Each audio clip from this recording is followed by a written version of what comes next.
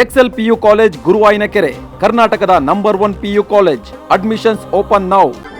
Iran Israel US war ಬೆಂಗಳೂರಿಗೂ ತಟ್ಟಿದೆ ಬಿಸಿ. ಸಿಲಿಂಡರ್ ಪೂರೈಕೆಯಲ್ಲಿ ವ್ಯತ್ಯಯ, ಹೋಟೆಲ್ಗಳಿಗೆ ಆತಂಕ ಶುರುವಾಗಿದೆ.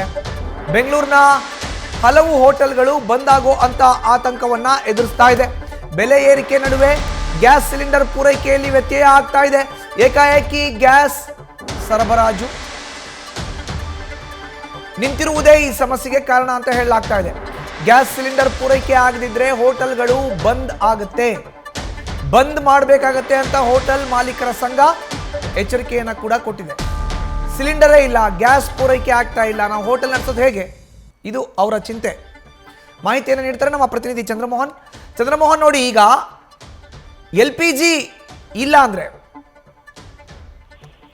ಮತ್ತೆ ಸಂಪರ್ಕ ಮಾಡ್ತೀವಿ ಚಂದ್ರಮೋಹನ್. ಇನ್ನು ಸಿಲಿಂಡರ್ ಪೂರೈಕೆಯಲ್ಲಿ ವ್ಯತ್ಯಯ ಆಗಿರುವಂತಹ ಹಿನ್ನೆಲೆಯಲ್ಲಿ ಬೆಂಗಳೂರಿನ ಹಲವು ಹೋಟೆಲ್ಗಳು ಬಂದಾಗುವಂತ ಆತಂಕವನ್ನ ಎದುರಿಸ್ತಾ ಇದೆ. ಕಾರಣ ಏನು ಅಂತ ಹೇಳಿದ್ರೆ ಗ್ಯಾಸ್ ಪೂರೈಕೆನೇ ಇಲ್ಲ, ಕಮರ್ಷಿಯಲ್ ಗ್ಯಾಸ್ ಸಿಲಿಂಡರ್ ಪೂರೈಕೆನೇ ಆಗ್ತಾ ಇಲ್ಲ. 19 kg ಇದು ಹೇಗೆ ನಾವು ಮೇಂಟೈನ್ ಮಾಡಬೇಕಾಗುತ್ತೆ, ಅಡುಗೆನೆಲ್ಲ ಯಾವ ರೀತಿ ಪ್ರಿಪೇರ್ ಮಾಡೋದು, ಆಹಾರ ಪದಾರ್ಥಗಳನ್ನು ಅನ್ನೋ ಪ್ರಶ್ನೆಯನ್ನು ಅವ್ರು ಕೇಳ್ತಾ ಇದ್ದಾರೆ. ಜೊತೆಗೆ ಏಕಾಏಕಿ 100 ರೂಪಾಯಿಗೂ ಅಧಿಕ 115 ರೂಪಾಯಿಯಷ್ಟು ಕಮರ್ಷಿಯಲ್ ಗ್ಯಾಸ್ ಮೇಲೆ ದರ ಕೂಡ ಏರಿಸಲಾಗಿದೆ.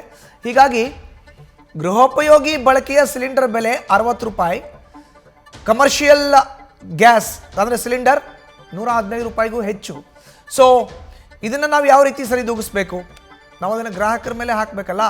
ಜೊತೆಗೆ ಸಿಲಿಂಡರ್ ಪೂರೈಕೆಯಲ್ಲಿ ವ್ಯತ್ಯಯ ಆಗ್ತಾ ಇದೆ, ನಾವು ಇದನ್ನು ಸರಿದೂಗಿಸಕ್ಕೆ ಆಗ್ತಾ ಇಲ್ಲ. ಹೀಗಾಗಿ ಕೆಲವೊಂದಿಷ್ಟು ಹೋಟೆಲ್ಗಳು ಬಂದಾಗುವಂಥ ವಾತಾವರಣವನ್ನು ಕೂಡ, ಪರಿಸ್ಥಿತಿಯನ್ನು ಕೂಡ ಎದುರಿಸ್ತಾ ಇದೆ. ಇದು ಯುದ್ಧದ ಪರಿಣಾಮ ನಮಗೂ ಕೂಡ ತಟ್ಟಿದೆ. ಭಾರತ, ಕರ್ನಾಟಕಕ್ಕೂ ಕೂಡ ಅದರ ಎಫೆಕ್ಟ್ ಆಗ್ತಾ ಇದೆ. ಕಮರ್ಷಿಯಲ್ ಸಿಲಿಂಡರಲ್ಲೂ ಕೂಡ ಈಗ ಪ್ರಾಬ್ಲಮ್ ಕಂಡು ಬರ್ತಾ ಇದೆ. ಹೋಟೆಲ್ ಉದ್ಯಮದ ಮೇಲೆ ದೊಡ್ಡ ಮಟ್ಟದ ಪರಿಣಾಮ ಇದು. ಕಾರಣ ಏನು ಅಂತ ಹೇಳಿದ್ರೆ, ಕಮರ್ಷಿಯಲ್ ಸಿಲಿಂಡರ್ ಸಿಕ್ಕಿಲ್ಲ ಅಂತ ಹೇಳಿದ್ರೆ ಹೇಗೆ ಅವರು ಆಹಾರ ಪದಾರ್ಥವನ್ನು ಪ್ರಿಪೇರ್ ಮಾಡ್ತಾರೆ, ತಯಾರು ಮಾಡ್ತಾರೆ, ರೆಡಿ ಮಾಡ್ತಾರೆ? ಈ ಪ್ರಶ್ನೆಗೆ ಉತ್ತರ ಅವ್ರ ಹತ್ರ ಇಲ್ಲ. ಹೀಗಾಗಿ ನಿನ್ನೆ ಒಂದು ಸಭೆ ಆಗಿದೆ ಹೋಟೆಲ್ ಮಾಲೀಕರ ಸಂಘದ್ದು. ಅಲ್ಲಿ ಹೋಟೆಲ್ನ ಬಂದ್ ಮಾಡೋಣ ಅಷ್ಟೇ, ಸಿಲಿಂಡರ್ ಸಿಗೋ ತನಕನೂ ನಾವು ಹೋಟೆಲ್ನ ನಡೆಸೋಕ್ಕಾಗಲ್ಲ ಅನ್ನೋ ಒಂದು ನಿರ್ಣಯಕ್ಕೆ ಬರಲಾಗಿದೆ.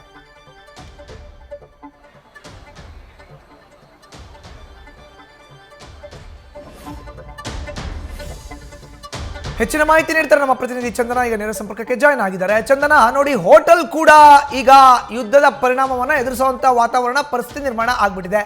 ಸಿಲಿಂಡರ್ ಇಲ್ಲ, ಹೋಟೆಲ್ ಬಂದ್ ಮಾಡ್ತೀವಿ ಅಂತ ಸಂಘದ ಪದಾಧಿಕಾರಿಗಳು ಹೇಳ್ತಾ ಇದ್ದಾರೆ. ಮಾಹಿತಿಯನ್ನು ನೀಡೋದಾದ್ರೆ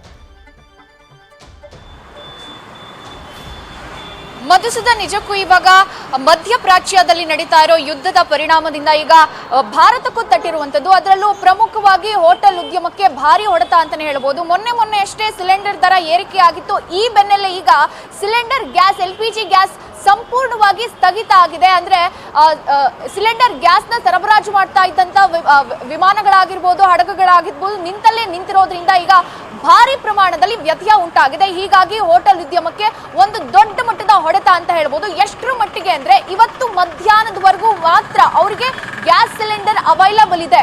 ಮಧ್ಯಾಹ್ನದ ನಂತರ ಹೋಟೆಲ್ ಬಂದ್ ಮಾಡೋದು ಬಿಟ್ಟು ನಮಗೆ ಬೇರೆ ಯಾವುದೇ ದಾರಿ ಇಲ್ಲ ಅಂತ ಹೋಟೆಲ್ ಮಾಲೀಕರ ಸಂಘ ಹೇಳ್ತಾ ಇರುವಂತದ್ದು. ನಿನ್ನೆ ತುರ್ತಾಗಿ ಅವರು ಸಭೆಯನ್ನ ಮಾಡಿದ್ರು. ಸಭೆಯಲ್ಲಿ ಏನ್ ಚರ್ಚೆ ಆಗುತ್ತೆ ಅಂದ್ರೆ, ಸರ್ಕಾರ ನಮ್ಮ ಮೇಲೆ ಒತ್ತಡವನ್ನ ಹೇರ್ತಾ ಇದೆ. ಅಂದ್ರೆ ಗ್ಯಾಸ್ ಸಿಲಿಂಡರ್ ಸಂಪೂರ್ಣವಾಗಿ ಸ್ಥಗಿತ ಆಗಿರೋದ್ರಿಂದ ಹೋಟೆಲ್ ಅನ್ನ ನಾವು ಬಂದ್ ಮಾಡಲೇಬೇಕಾದಂತ ಪರಿಸ್ಥಿತಿಯಲ್ಲಿದ್ದೀವಿ. ನಮಗೆ 15 ದಿನಕ್ಕಿಂತ ಮುಂಚೆನೆ ನಮಗೆ ಒಂದು ಸೂಚನೆಯನ್ನ ಕೊಡಬೇಕಾಗಿತ್ತು. ಈ ರೀತಿಯಾದಂತ ಪರಿಸ್ಥಿತಿ ಉಂಟಾಗಿದೆ ಅಂತ ನಾವು ಎಚ್ಚೆತ್ತುಕೊಳ್ತಾ ಇದ್ವಿ, ಅಥವಾ ಪರ್ಯಾಯ ವ್ಯವಸ್ಥೆಯನ್ನ ಮಾಡ್ಕೊಳ್ತಾ ಇದ್ವಿ. ಆದ್ರೆ ನಮಗೆ ಯಾವುದೇ ಸೂಚನೆ ಇಲ್ಲದೆ ಈಗ ದಿಢೀರ್ ಅಂತ LPG ಗ್ಯಾಸ್ ಸ್ಥಗಿತ ಆಗಿರೋದ್ರಿಂದ ಈಗ ಹೋಟೆಲ್ ಅನ್ನ ಬಂದ್ ಮಾಡಲೇಬೇಕು. ಇವತ್ತು ಮಧ್ಯಾಹ್ನದವರೆಗೂ ಮಾತ್ರ ನಮಗೆ ಗ್ಯಾಸ್ ಸಿಲಿಂಡರ್ ಅವೈಲಬಲ್ ಇದೆ.